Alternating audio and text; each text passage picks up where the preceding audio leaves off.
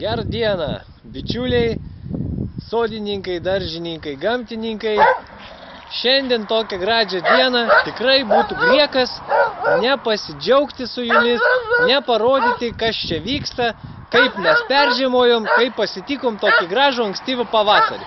Na ir štai aš iš savo sodybėlės, iš mūsų sodybėlės, padarau šiemet pirmą tokį reportažėlį jums, kad pamatytumėt, kaip viskas įvyko pas mus, palygintumėt, gal kažką tikrai nuraminsiu šiek tiek, neperdėlintumėt dėl kai kurių dalykų. Žodžiu, viską to jaus pamatysite patys. Pradėsiu nuo tokių gražių pavasarinių dalykėlių, to jūs viską pamatysite patys. Mūsų nameliukėlis. Na, čia šitam kalniukėlį dar niekas nevyksta. Tik prasidėjo štai pirmieji pavasario šitie gražumynai. Na, snieguolytės. Taip, snieguolytės, be abejo. Ir yra žibuoklių. Žibuoklės, žydi labai gražiai. Viena kita laukinės čia, likusios nuo senų laikų, kai dar čia buvo mažas nameliukas ir didžiulis šapakštynas. Tai žengiam toliau. Šuokas jau įsikūręs, kaip visada, su savo foteliuku tenais, ir čia jau jo vieta, jis dirbo jau savo darbą. Na, pernai darėm tokį eksperimentą, štai čia, matot, parodysiu, tokį stambų mulčą padarėm tiesiog nugenėtą obelį, susmulkinom su šakų smulkintuvu ir čia truputėlį pabarstėm. Tai žiūrėsim, kaip čia viskas vyks šitoj vietoj.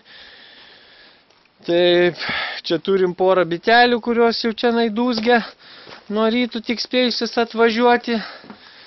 Bet jos dar piktos, nevalgysios ir jo tik prabudusios, tai dar su jom nekalbėsim. Dabar čia pasidžiaugsiu gražių dalykėlių ir ten, matot, šitai kroksiukai geltoni, bitelė tenais viduj kapstosi gražiai. Širdžiai miels vaizdelis. Na, čia tas kalnelis, tai čia daugiau dekoratyvinė zona, gražiai peržiemojo, viskas vyksta puikiai nuostabiai. Nameliuks irgi per žiemą atsilaikė. Vynogės jau praeitą kartą šiek tiek aptvarkėm, kad apkirpau, nes gaila paskui karpyti, kada verkė jos. Tai kol neverkė, čia nais apkarpėm vynogėlės. Toliau einam. Toliau štai Dabar buvo tokių klausimų dėl to mulčiavimo. Mes viską mulčiuojam, todėl aš tiesiog tą patirtim pasidalinsiu, kas čia vyksta po žiemos. Pamatysit, kaip peržiemojo mūsų mulčias, kaip atrodo ta mulčiuota lysvė. Nu, čia braškės, braškės buvo braškės. Na, nesakysit, kad čia koks tai labai jau čia gražus vaizdas. Nu, gamtinis toks vaizdas, prikritę kažkokių lapų, žolytis, viską. Šitas plotelis, beje, čia buvo pats pirmasis, kai tik mes šitą sodybėlę pradėjom tvarkyti. Tai čia buvo nuo namelio, truputėlį paėjom ir čia pradėjom tvarkyti šitą sklypelį. Ir čia jau 5 metai bus šitam vietui. Tai mulčas koksai yra, nu matot, praskleisiu. Irgi klausė, kaip žolė. Žolė čia buvo užberta, iš rudens pjauta. Na ir po žolė, nu taip yra to tokio šlapio, tokio mulčio, bet nieko čia baisaus. Viskas čia gerai. Ten dar su šienu mes pamaišėm. Ir čia puikiai graži žemelė.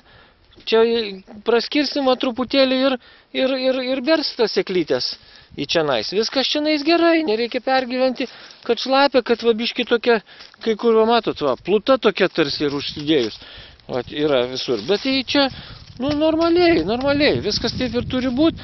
Pradės dėk nauja žolė, pjausim, dėsim ant viršaus, gal šieno, gal dar kažko, tai o šitam plotelį čia nais bus. Ten lygiai taip pat ir su braškėm, irgi paėsim čia prie tų braškių. Na čia tarpai tarp tų braškių, ir irgi čia patraukiu, pasižiūriu, po mulčių ten žemelė, viskas tvarkoja, jinai dar tikrai drėgna, nes mulčas laiko drėgmę.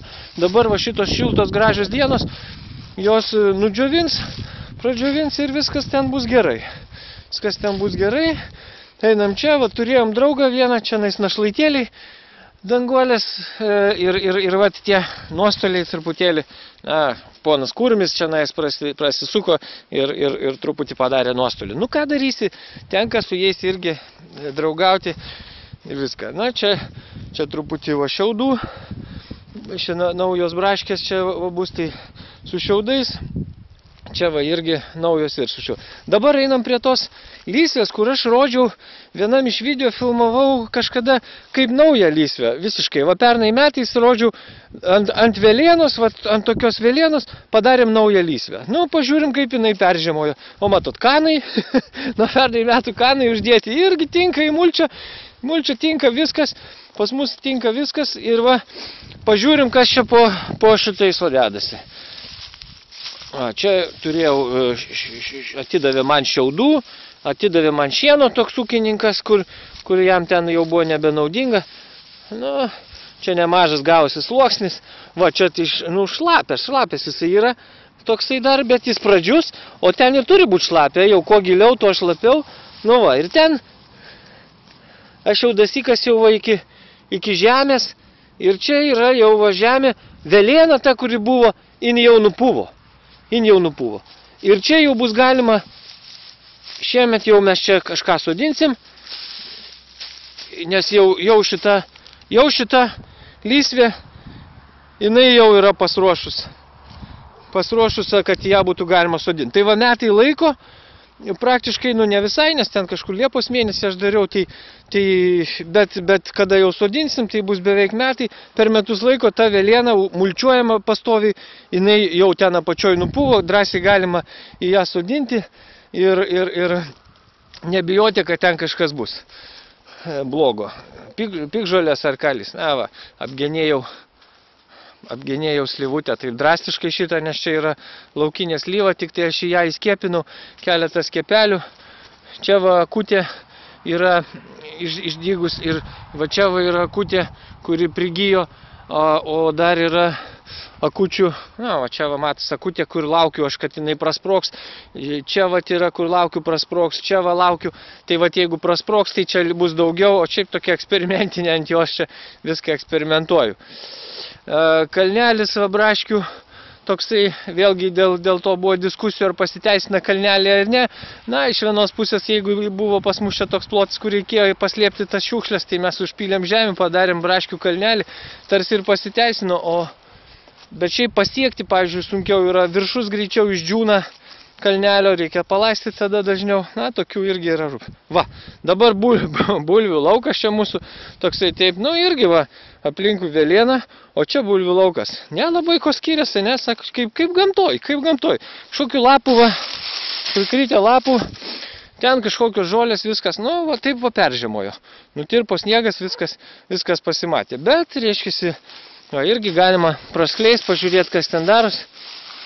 Va, dar pakankamai šlapia, reiškia, dar po žiemos netgi, čia nieks nepradžiujo, kuo giliau, tai tuo dar šlapiau tenais, o jau čia va, puikiai puri žemelė, tik dėk bulves ir jos jau augs. Aišku, dabar dar mes jų nedėsim, ankstyvas, truputį vėliau dar, bet va, viskas, žodžiu, na, va toks va laukas, jisai puikiausiai būna tas mulčas čia nais ir kas bebūtų, viskas čia yra gerai, nereikia pergyventi. Va, čia pakapščiau, ai, čia tai iš viso, nu ką tu, nuostabi puikiai žemelė. Va, po žolę, po šieną, viską. Čia iš viso krūvą metam irgi truputį plėtėmės, va iki čia buvo, o čia metėm irgi tokius visokius, iš viso čia viską metam. Kas organika, jeigu tik tai kokia va visokių. Tai čia šiemet vakanai truputį pašalo ir jos irgi čia metėm. Tai čia sodinsim kukurūzus, gal šiemet truputį daugiau, niekaip mums su jais nesisekė. Kukurūzus pasadinsim porą eilių ir saulėgražas čia sodinam. Na, vat, tai aš tą pagrindę norėjau parodyti žmonėm. Nu, čia dar žirnių lysvelė irgi.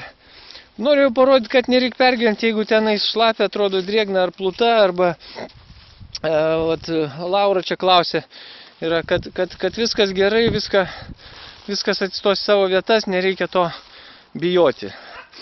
Na tai šiandien viskas, tada iš saulėtos sodybos, džiaugiamės gerų orų, laukia daug darbų, tai vat ir lėkiu. Sėkmės visiems ir jums, ir iki sekančių reportažų, ką įdomaus sugalvosim, parodysim. Tai va, na iki viso.